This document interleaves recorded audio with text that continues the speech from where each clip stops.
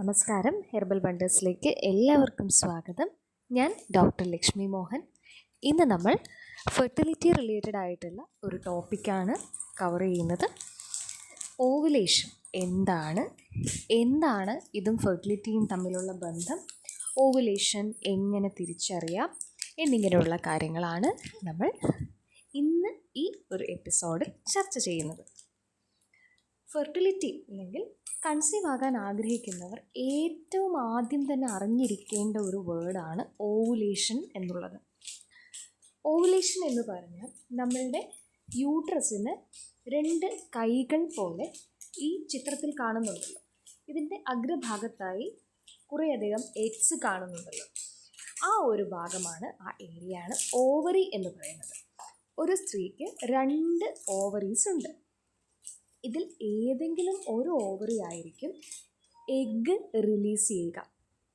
മച്ചുറായിട്ടുള്ള ഒരു egg released ആയ ശേഷം അത് ഈ ഓവറിയിൽ നിന്നും ഫെലോപ്പിയൻ ട്യൂബ് എന്ന ഈ കൈ പോലെയുള്ള ഭാഗത്തുകൂടി സഞ്ചരിച്ച് അത് യൂട്രസിലേക്ക് എത്തുകയും ഇംപ്ലാന്റേഷൻ, അതായത് ആ എത്തിയ എഗ്ഗിനെ അല്ലെങ്കിൽ ആ ഓവത്തിനെ ഒരു സ്പേം സെല്ല്, അതായത് ഒരു പുരുഷ ബീജം ഫെർട്ടിലൈസ് ചെയ്യുകയാണ് എങ്കിൽ ആ ഒരു ഫോം ചെയ്ത സെല്ല് എന്താകും, ആ എംബ്രിയോ എന്ന് പറയുന്ന ഒരു മാസ് ഉണ്ടാകുമല്ലോ, സെൽ മാസ് എവിടെയാണ്, യൂട്രസിൻ്റെ ലൈനിങ്ങിൽ അറ്റാച്ച് ചെയ്യപ്പെടും.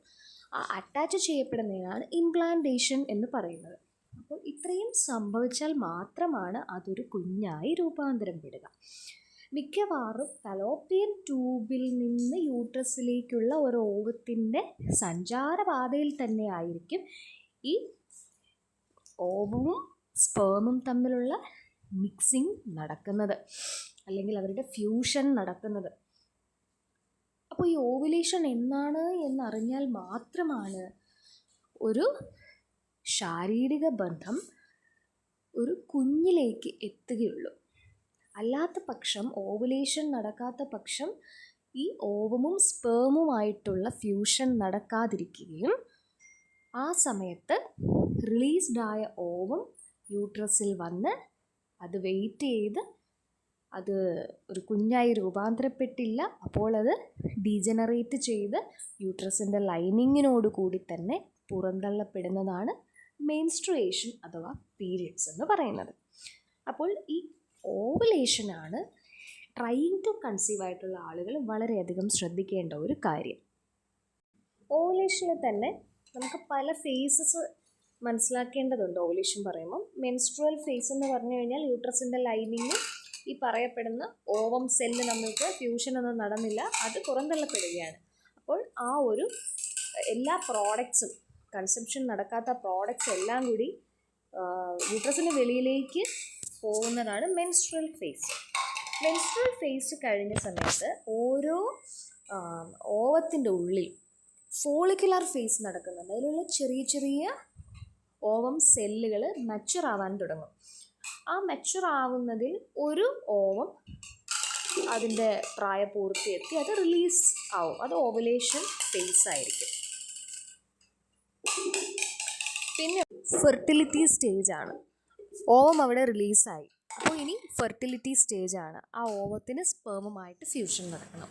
അങ്ങനെ ഫ്യൂഷൻ നടന്നില്ല എങ്കിൽ അത് ലൂട്ടിയൽ ഫേസിലേക്ക് പോയി എന്താവും, വീണ്ടും അടുത്ത മെൻസ്ട്രുവൽ സൈക്കിളിലേക്ക് വീണ്ടും പോകും. ഈ സൈക്കിളാണ് ഇങ്ങനെ ആവർത്തിച്ച് വന്നുകൊണ്ടിരിക്കുന്നത്. അപ്പോൾ ഓവുലേഷന് കുറച്ചധികം സിംറ്റംസ്, ഈ സിംറ്റംസിൽ നമുക്ക് നോസിയ ഉണ്ടാവാം, അതായത് ഒരു ഛർദ്ദിക്കാനുള്ള ഫീലിംഗ് ഉണ്ടാവാം, ലോവർ അബ്ഡോമിനൽ അല്ലെങ്കിൽ ഇടുപ്പിൻ്റെ 2 വശങ്ങളിലായിട്ടൊക്കെ ഒരു ലൈറ്റ് പെയിൻ കാണാം. പിന്നെ സെക്ഷുവൽ ഡിസയർ കൂടുതലായിരിക്കും. പിന്നെയുള്ളത് വജൈനൽ ഡിസ്ചാർജ് ആണ് നിങ്ങൾ ശ്രദ്ധിക്കാനുള്ളത്. വളരെ ക്രൂഷ്യലായിട്ടുള്ളൊരു കാര്യമാണിത്. ഡിസ്ചാർജിനെ പറ്റി ഞാൻ കുറച്ച് സമയം കഴിയുമ്പോൾ കുറച്ചുകൂടി വിശദമായി പറഞ്ഞു തരാം. പിന്നെ ഉള്ളത് നമ്മളുടെ സെൻസ് ഓഫ് സ്മെല്ലിന് നല്ല വ്യത്യാസം ഉണ്ടായിരിക്കും. വളരെ സെൻസിറ്റീവ് ആയിരിക്കും, ആ സമയത്ത് കുറച്ച് കൂടുതലായി തോന്നിക്കും.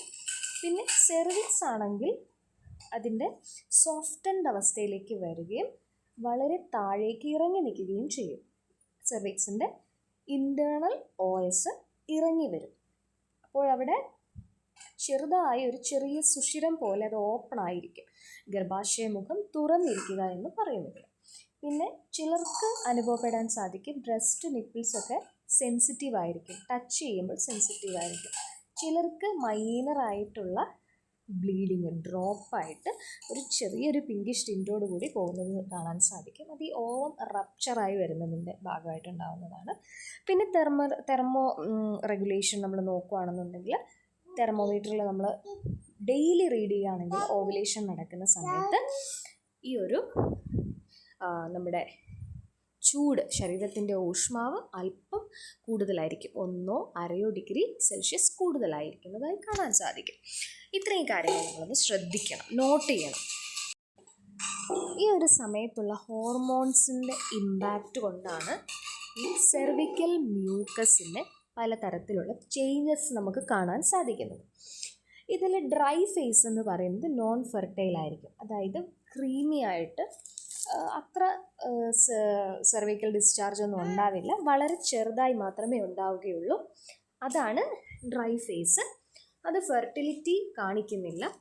സ്റ്റിക്കി ഫേസ് എന്ന് പറഞ്ഞാൽ, അതായത് 2 വിരലുകൾ, ഈ കണ്ടില്ലേ 2 വിരലുകളുടെ ഇടയിൽ നമ്മൾ ആ ഒരു സെക്രീഷൻ എടുത്തിട്ട് കൈ വിരലുകൾ അകത്തിയാൽ സ്റ്റിക്കി ആയിട്ടിരിക്കും. അത് ഓൾമോസ്റ്റ് ഫെർട്ടൈൽ ആണെന്ന് പറയാം.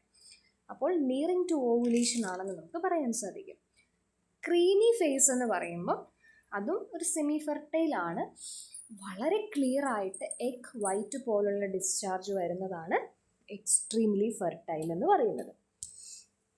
ഈ ഒരു സമയത്തുള്ള ഫിസിക്കൽ കോണ്ടാക്റ്റ് ആണ് അത് ഫെർട്ടിലിറ്റിയിൽ കൺസെപ്ഷനിലേക്ക് നയിക്കുന്ന ഘടകം. അപ്പോൾ ഓവുലേഷൻ ട്രാക്ക് ചെയ്യുക എന്ന് പറയുന്നതാണ് നിങ്ങൾ ഏറ്റവും ആദ്യം ചെയ്യേണ്ട കാര്യം. 28 ദിവസങ്ങളിൽ ഒരിക്കലാണ് നിങ്ങൾക്ക് പീരീഡ് ആവുന്നതെങ്കിൽ, അങ്ങനെ ഒരു റെഗുലാരിറ്റി നിങ്ങളുടെ സൈക്കിളിൽ ഉണ്ട് എങ്കിൽ ഏകദേശം 13-നും 17-നും ഇടയിൽ തന്നെ ആയിരിക്കും നിങ്ങളുടെ ഓവുലേഷൻ. അപ്പോൾ ആ രീതിയിൽ നിങ്ങൾ ദിവസം ട്രാക്ക് ചെയ്യാൻ നോക്കുക. അതിനോടനുബന്ധിച്ചുള്ള ദിവസങ്ങളിൽ ഫിസിക്കൽ റിലേഷൻഷിപ്പ് വയ്ക്കുവാൻ നോക്കുക. അല്ലാത്ത പക്ഷം 30, 35 എന്നിങ്ങനെയുള്ള നോർമലായിട്ടുള്ള ഇടവേളകളിൽ കൃത്യമായി വരുന്ന പീരീഡ്സ് വരുന്നവരാണെങ്കിൽ അതിലും നിങ്ങൾക്ക് സാധാരണ പീരീഡ്സ് വരാറുള്ള ദിവസത്തിൽ നിന്ന് 15 മുതൽ 17 ദിവസം വരെ മൈനസ് ചെയ്തിട്ട് എന്നാണെന്ന് ട്രാക്ക് ചെയ്ത് കലണ്ടറിൽ കണ്ടുപിടിക്കുക. അപ്പോൾ അടുത്ത വട്ടവും അങ്ങനെ ഒരു ദിവസമായിരിക്കും, ഏതാണോ നിങ്ങൾക്ക് ആ ഡേറ്റ് കിട്ടിയത് ആ ഡേറ്റിലായിരിക്കും നിങ്ങൾക്ക് ഓവുലേഷൻ ഉണ്ടാവുക. അപ്പോൾ ഓവുലേഷൻ നിങ്ങൾ എക്സ്പെക്റ്റ് ചെയ്യുന്നതിൻ്റെ ഒരു 5 ദിവസം, ആ ഒരു 5 ദിവസത്തേക്ക് കോണ്ടാക്റ്റ് ഉണ്ടായിരിക്കുന്നതാണ് കൺസെപ്ഷൻ ആവാൻ ഏറ്റവും നല്ലത്. പിന്നെ വളരെ വലിയ 60 ദിവസം, 40 ദിവസം, ഈവൻ 42 ദിവസത്തിൽ ഒരിക്കലും കൃത്യമായി പീരീഡ്സ് ആവുന്നവരുണ്ട്. അവർക്കും ഈ പറഞ്ഞതുപോലെ തന്നെ പീരീഡ്സ് ആവുന്നതിൻ്റെ ഫസ്റ്റ് ഡേയിൽ മൈനസ് 15 ദിവസം കുറച്ച് നോക്കുക. അതിലൊരു 2-3 ദിവസം പിന്നിൽ നിന്ന് ആഡ് ചെയ്തിട്ട് അടുത്ത സൈക്കിളിൽ ആ ദിവസം എന്നാണ് വരുന്നതെന്ന് നിങ്ങൾ മനസ്സിലാക്കിയിട്ട് ആ ദിവസം ഉപയോഗിക്കാൻ നോക്കുക. അതുപോലെ 60 ദിവസത്തിലൊക്കെ ഒരിക്കൽ മാത്രമായിട്ട് വളരെയധികം ഇറഗുലറായിട്ട്, ചിലപ്പോൾ 35 ദിവസമായിരിക്കാം, അതിൻ്റെ അടുത്ത് 40 ആയിരിക്കാം, പിന്നെ 60 ആയിരിക്കാം, പിന്നെ 28 ആയിരിക്കാം, ഇങ്ങനെ ഇറഗുലറായിട്ട് സൈക്കിൾസ് വരുന്നവർ PCOD ഉണ്ടോ, PCOS ഉണ്ടോ, മറ്റെന്തെങ്കിലും ഹോർമോണൽ ഇഷ്യൂസ് ഉണ്ടോ, തൈറോയിഡ് ഉണ്ടോ, ഇങ്ങനെയുള്ള കാര്യങ്ങളെല്ലാം ശ്രദ്ധിക്കാനുണ്ട്. അതുപോലെ ഒബിസിറ്റി ഉണ്ടോ, മറ്റെന്തെങ്കിലും ആരോഗ്യ പ്രശ്നങ്ങളുണ്ടോ എന്ന് നോക്കി ആദ്യം അതിനുള്ള ട്രീറ്റ്മെൻറ്റ്സ് ഒക്കെ എടുത്ത് ഫെർട്ടിലിറ്റി ഇഷ്യൂസ് എന്താണ് നിങ്ങളുടെ കൺസേൺ എന്നുള്ളതെല്ലാം കൃത്യമായി നോക്കി വിലയിരുത്തിയ ശേഷമാണ് മറ്റ് ചികിത്സകളിലേക്കും അതുപോലെ കൺസെപ്ഷനിലേക്കും ഒക്കെ പോകാനുള്ളത്. അപ്പോൾ എന്താണോ നിങ്ങളെ അലട്ടുന്ന പ്രശ്നം നിങ്ങളുടെ ശരീരത്തിനെ നോർമലൈസ് ചെയ്തിട്ട് വേണം എപ്പോഴും ഒരു കുഞ്ഞിന് വേണ്ടിയിട്ട് തയ്യാറെടുക്കുവാനായിട്ട്. കാരണം ഹെൽത്തി അല്ലാത്തൊരു വെയ്റ്റുമായിട്ട് നമ്മൾ പ്രഗ്നൻസിയിലേക്ക് കടക്കുന്നത്, പ്രഗ്നൻസിയിൽ തന്നെ ഏകദേശം 10 മുതൽ 12 കിലോ വരെ കൂടാനുള്ള സാധ്യതയുണ്ട്.